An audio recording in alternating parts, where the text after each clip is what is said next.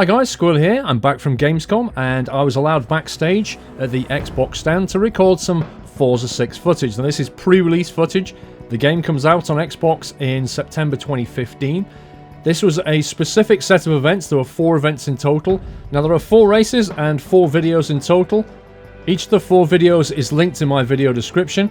In this race, I'm racing the Ferrari 250 GTO. This is a 1962 version around the Rio de Janeiro streets. Of all the cars that I was racing today, this is the one that worried me the most. Mostly because it's like a vintage car, and these classic vintage cars tend to be pretty tricky to handle. First thing that struck me was its right-hand drive. I was like, wow, I didn't know that they made the 250 GTO on a right-hand drive. But you can still look at the instrumentation on it. It's just fantastic. And the long bonnet. You kind of feel like you just sat in this submarine of a car.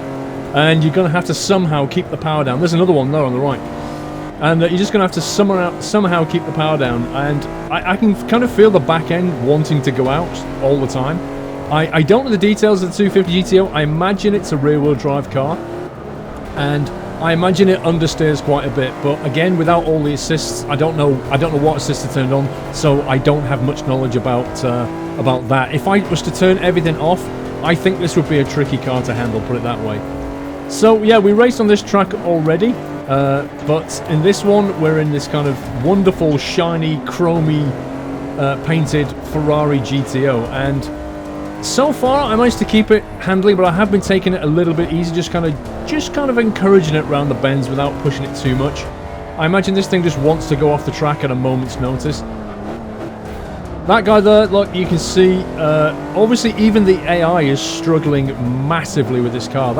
That generally is an indication as to how hard the car is to drive. If it handles not particularly well, then the AI tends to struggle with it quite a bit. And already I'm in first place without really trying that hard. So at this point I can just sit back and enjoy the scenery. And the scenery does look beautiful, I have to say. Same here over the bend, and then this lovely climb down. Look at that view. It is beautiful. You've even got the low-level wispy clouds as well. Automatic gear changing, which means I can't control, I can't sort of heel and toe it or anything like that. Just the thumb controls and automatic gear shifting. But I still enjoyed this race. I'm just glad I was out in front quite early on, because that allowed me to relax a little bit. My biggest fear was to have a whole bunch of collisions, and I only really got one go at this, so... That's so easy to clip that bend. You come in on that bend there, and there's just a concrete wall waiting to take your wing out. This one here, I've noticed AI struggle with that chicane quite a bit as well.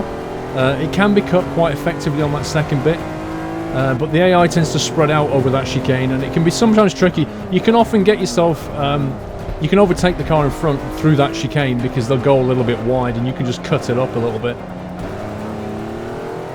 But yeah, that was the Ferrari 250 GTO in red. No other colour choice was available on that car, and it handled pretty well. I must say the performance of it is pretty stonking for a 1962 car. It's a classic, and I enjoyed that race around the Rio de Janeiro street track. To go to the next race, click the link on the screen or see video description for details.